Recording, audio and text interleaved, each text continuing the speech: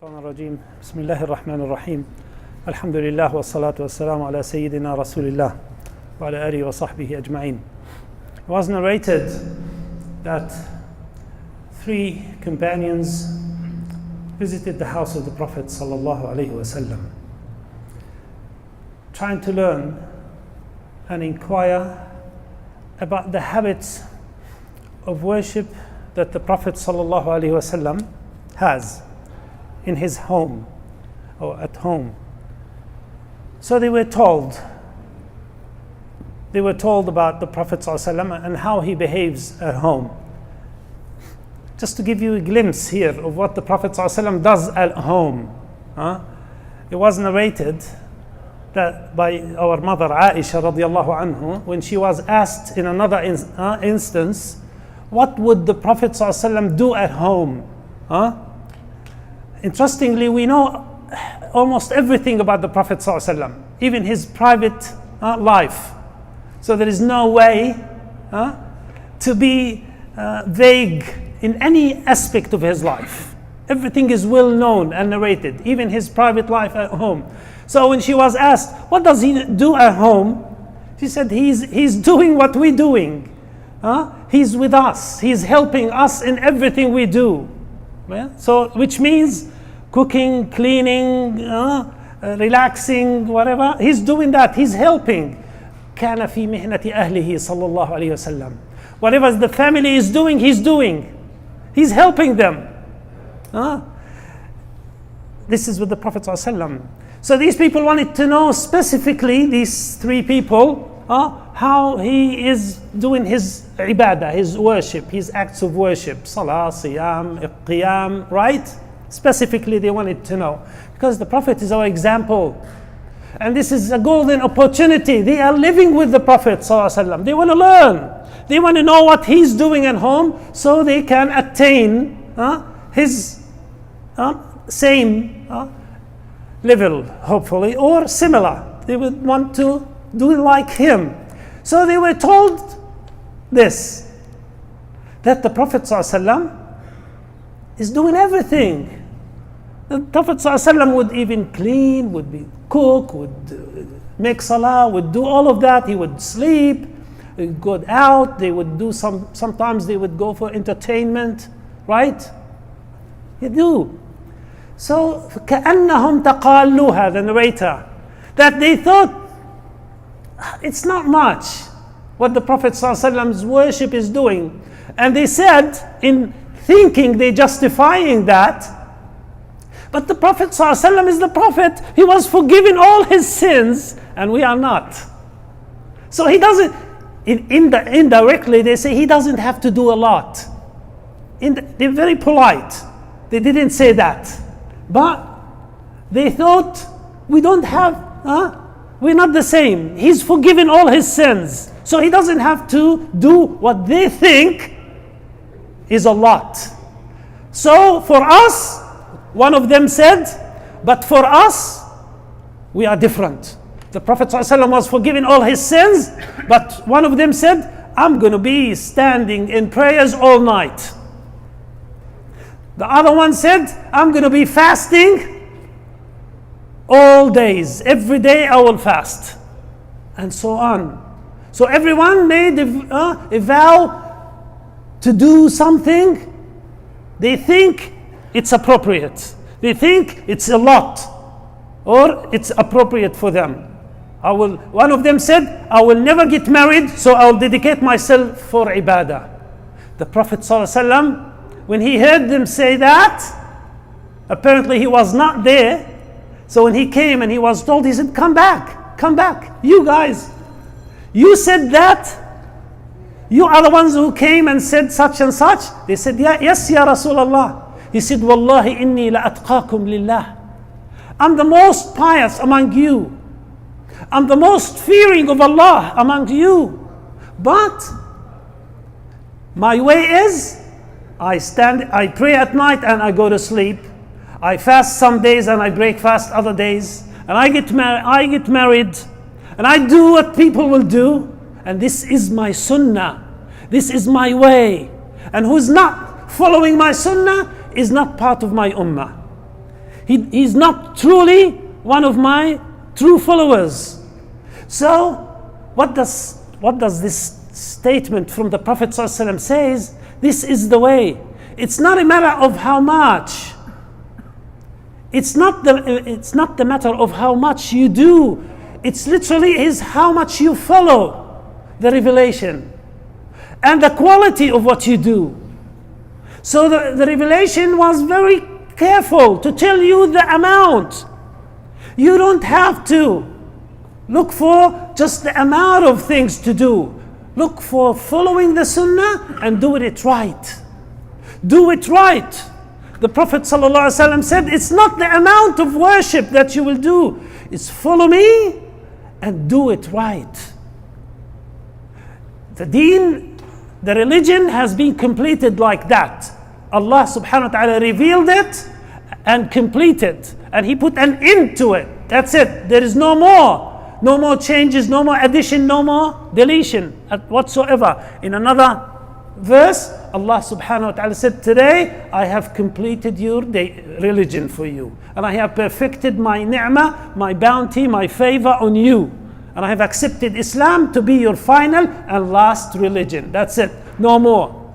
No more changes, no more new revelation will come. That's the end of it. Which means this is a complete and perfect faith. No need for anyone to come and say, okay, we need to be in the safe side and do this. No. This safe side, as we mentioned before, is what the Prophet ﷺ has done. That is the safe way. That is the right way.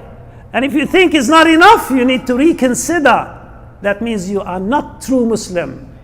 It's what Allah revealed to the Prophet, and what the Prophet ﷺ implemented is the right way. If you think it's not enough, you're wrong. You cannot comprehend that.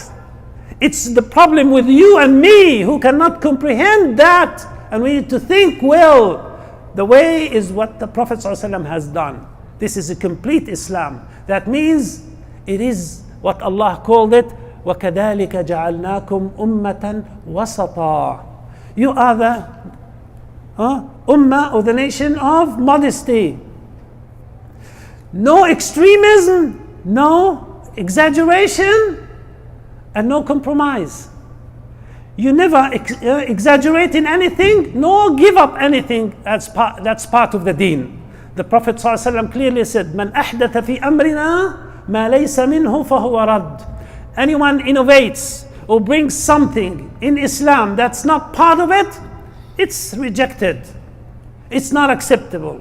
And alhamdulillah, around these 1400 plus years, all those who wanted to innovate, all those who wanted to innovate here means to add things to the deen, not innovate to make something good. Innovation means doing something good for the humanity. This is needed. This is your work, Muslims. But means to add or delete from Islam. The Prophet ﷺ said, it will not be allowed. So it's our role is to make sure we watch it, no matter where it's coming from. Along the history, many people tried that. People of power tried to impose things on Islam and Muslims, and they failed big time. No matter how long it took them. And you know the example the Imam mentioned, the example of Imam Ahmad ibn Hanbal. Imam Ahmad was well known Imam, right? And he's the later one. Imam Ahmad faced one of the mightiest tests of the of Islamic history, when the Khalifa at that time adopted a corrupt idea about the Quran, and he wanted to enforce it on people. And Imam Ahmad said, no, this is wrong. Al-Quran is the words of Allah, and that's it, and full stop. Quran is the words of Allah, is the talking of Allah. Nothing else. We cannot say anything else about the Quran but the words of Allah. Imam Ahmad stood like a dam, like a brick wall against that. He was threatened, and he was challenged by almost all the scholars of his time just to give to the Khalifa what he wants? He said no, and he was thrown in prison for years, and he was tortured for that. And you know what? He was successful, alhamdulillah. And at the end, not that Khalifa passed away, another one came, and he was strong, Al-Imam Ahmad, until the end of this trial against this big issue that came and was adopted by the highest authority of the land at that time. Khalifa who rules the world at the time of the peak of the Abbasi era, when the Abbasiyin or the Khalifa was ruling half of the world. But he would not stand, he would stand against that. Islam is strong. Allah protects it through the good people like you and like the good scholars of Islam. Just like that, extremism is rejected.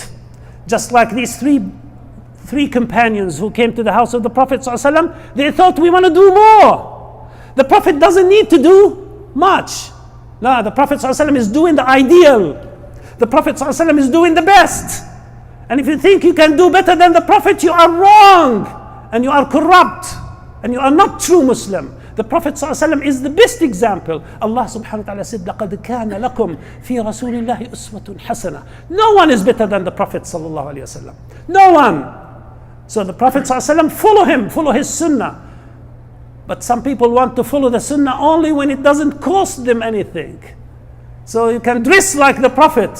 Although I'm surprised, there is nothing to dress like the Prophet. Because at that time they used certain dress, certain clothing, which is not necessarily a must. No, but you need to act like the Prophet. That's most important. You need to work like the Prophet, work hard, stand for the truth, guide people in this world and the hereafter. This is the sunnah of the Prophet sallallahu alaihi wasallam. Defend the rights of people, defend the rights of the laborers, defend the rights of people, call for the freedom of people whom Allah gave. This is the sunnah of the Prophet sallallahu alaihi wasallam. This is what Umar's famous statement against his own ruler. Umar ibn al-Khattab assigned Amr ibn al-As as the ruler of Egypt. And when the son of Amr ibn al-As had a fight with one of the Egyptians, right, who was not Muslim, and was attacked by the son of Amr ibn al-As. This Egyptian who's not Muslim, he didn't let this go. He didn't say, this is the ruler of Egypt and I have to vote, I have to go for him and I have to accept him. No, he actually took it from Egypt to Al-Madinah to file a complaint against the ruler of Egypt and his son, or against the son of the ruler of Egypt, to Umar ibn al-Khattab. And when he came to Umar called Amr ibn al-As, the ruler of Egypt, and his son to the court of Umar ibn al-Khattab, to Al-Madinah, because there is a case here. There is a case against them, so they need to attend this case just equal to their complaining party. When they came all with Umar inquired, he said, did you do this to the son of Amr ibn al-As, to this Egyptian? He said, yes, Ya Amir al-Mu'mineen. I hit him without any excuse because he won the race. So he won the race, and I'm the son of the ruler of Egypt. أتسبق ابن الأكرمين, you are winning against the son of the dignified ruler of Egypt. He said, okay. Then he gave him the stick of Umar, you know, the very famous stick that Umar has. It's called Ad-Durra. That stick, what he used to point to things. He said, take this. He gave it to Egyptian. He said, hit him like he hit you. Beat him like he did to you. He gave it to the Egyptian, non-Muslim, to hit the son of Amr ibn al-As. Amr ibn al-As is one of the early Muslims. Hit him. Take your own right from him now, here, in the court. And he did. He said, you done? You happy with that? He said, now take it against his father. He said, Ya Amir al-Mu'mineen, he didn't do me anything, his father. He said, no, it's only because of the authority of his father he did that, and his father should have punished him for that. He said, no, I will not do it.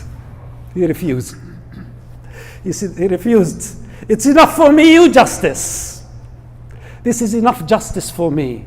They have never seen that with the Romans. Egyptians have never seen that with the Romans. Romans prosecuted Egyptians because of their own faith, because they had different faith. They were Christians, true, but they were not sharing the same faith of the Caesar about the nature of Jesus, peace be upon him.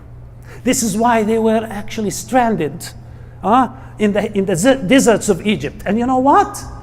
It's Amr ibn al-As. It's the Muslim ruler who reappointed their pope.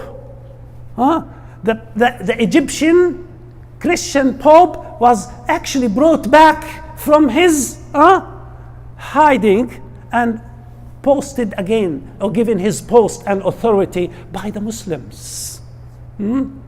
This Coptic pope was reappointed by Umar ibn al-Khattab after he was fleeing the prosecution of the Romans. They're brothers in faith. This is the Muslims. These are the Muslims. Be fair. No compromise of the deen too. We don't have to give up our faith to please anybody. We don't have to please anyone or authority or money or the enemies of Islam. Islam is complete. Islam is perfect. The way of the Prophet ﷺ is the perfect way. This is the Sunnah. The Sunnah or Islam is the modesty. It's not exaggeration in Islam. This is the safe way. This is the best way that Allah prescribed to us. May Allah subhanahu wa ta'ala give us the strength to stick to our deen as it is without change. Ameen ya Rabbil Alameen. May Allah subhanahu wa ta'ala bring peace to our brothers in Egypt and in Syria and Palestine and Yemen and to this land and all the land ya Rabbil Alameen. Ameen ya Rabbil Alameen. Wa sallallahu wa barik ala Muhammad wa alihi wa sahbihi ajma'in.